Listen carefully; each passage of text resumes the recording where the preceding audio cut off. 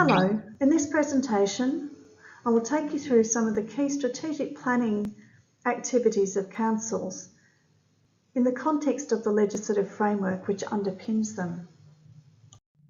Councils perform a wide range of roles within Tasmania, some of which are driven by statutory or regulatory requirements, and others which are more discretionary and have evolved out of the unique relationship with local communities. There are day-to-day services related to waste and recycling, public and environmental health, planning and building, community development, childcare, sport and recreation, just to name a few.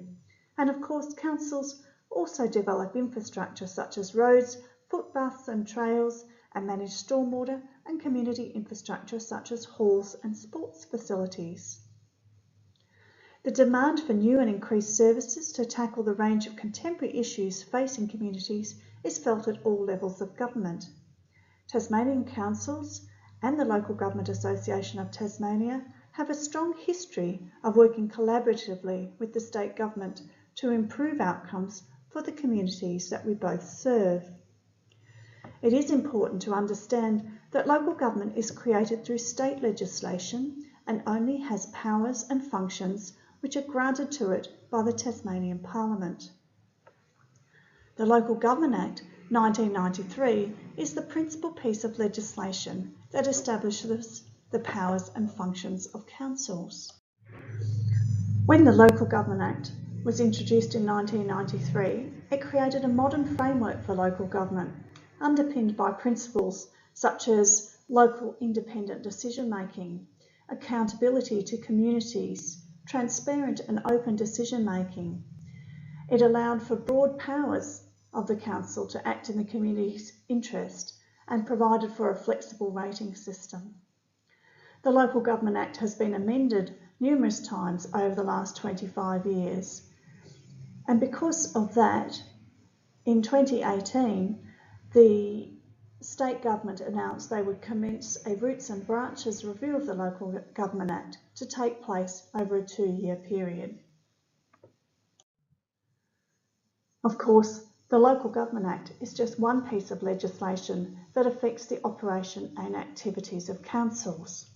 All up, there are at least 17 key pieces of state legislation that impose functions and activities on councils.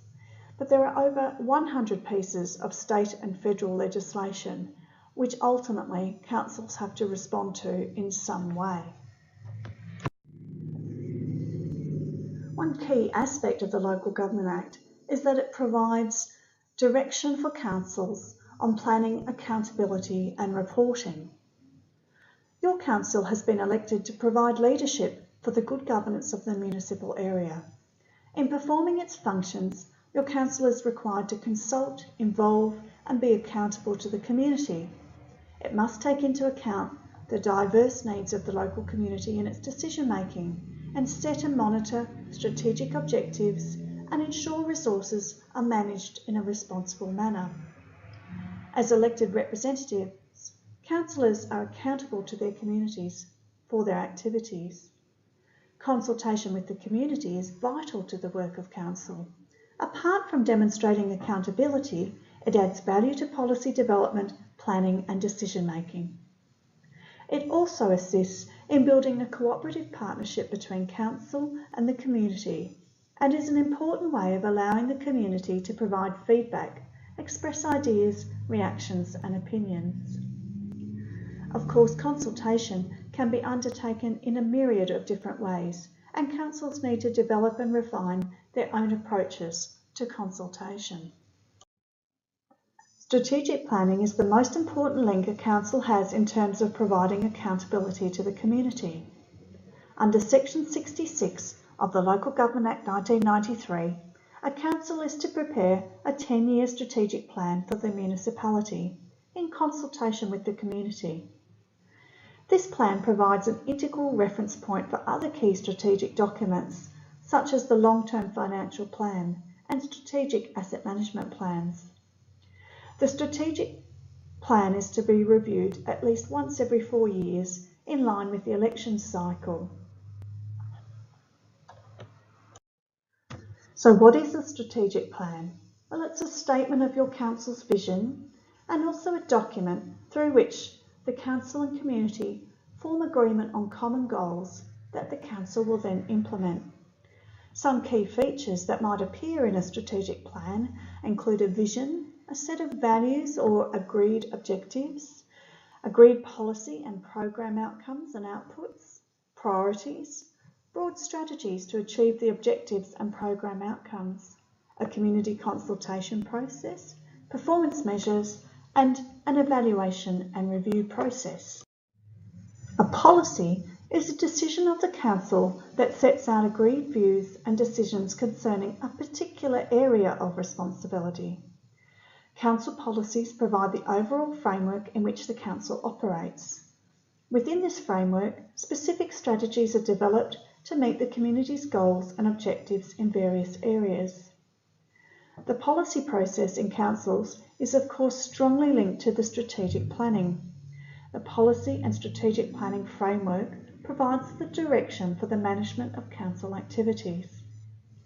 Policy decisions are made at all levels of the organisation, but they should always be consistent with the broad direction that can only be determined by the elected council.